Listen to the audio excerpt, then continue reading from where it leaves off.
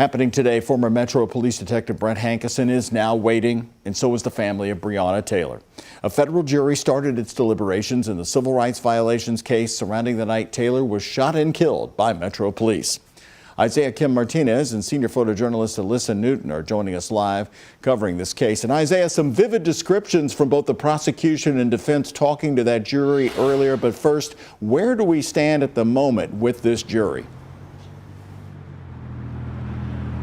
Doug, after 4 hours, the jury has wrapped up for the day and will come right back tomorrow in the morning to continue deliberations. No word yet on how long this could take. Now, I want to bring you into the scene, into the courtroom. Defense attorneys and the prosecution using words like unfathomably dangerous and 12 seconds of chaos, describing the moments Breonna Taylor was shot and killed that night. This was all said to a jury, but it was one word, that word being living, that Brett Hankison's attorneys say this case will come down to.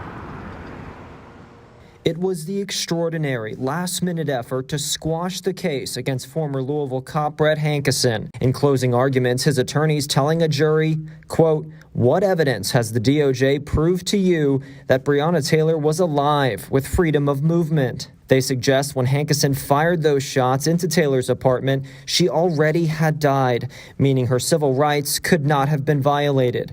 Federal prosecutors calling the argument, quote, completely inconsistent, saying Breonna Taylor didn't have to be alive for 13 minutes. She just had to be alive for 4 seconds.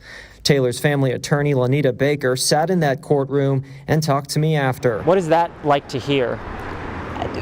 It's a ploy. It's a way for, it's another distraction. Breonna was alive, so that it's a distraction. It's Hankison's third and likely last criminal trial. In closing arguments, federal prosecutors told jurors, quote, firing blindly into covered windows is not a police tactic. It's a crime, calling his actions, quote, unfathomably dangerous. They singled Hankison out from other officers on scene during the Breonna Taylor raid, saying none of the other 6 officers fired blindly into covered windows. Defense attorneys coming right back. Brett Hankison had 12 seconds to make a life or death decision. He did exactly what he was supposed to do. He was acting to save lives. I don't know what's happening. Somebody kicked in the door and shot my girlfriend. The other stunning moment, Hankison's attorneys calling Kenneth Walker, Taylor's then boyfriend, a criminal. He's heard crying Taylor's name in this 911 call. Brett, you said 26. Where was she shot at? I don't know. She's on the ground right now. I don't know. Walker fired the first shot at officers, saying he thought they were intruders. Defense attorneys telling the jury his shot, quote, started all of this that led to Taylor's death. Kenneth Walker is not the reason Breonna Taylor is no longer here. And any attempts to say that he is nothing more than a distraction for everything that the police officers did wrong in this case. Isaiah, I want to go back to this stunning argument that was made that she was already dead, so that means that her civil rights were not violated. You know, we didn't hear this in the past 2 trials. Is there precedent for this?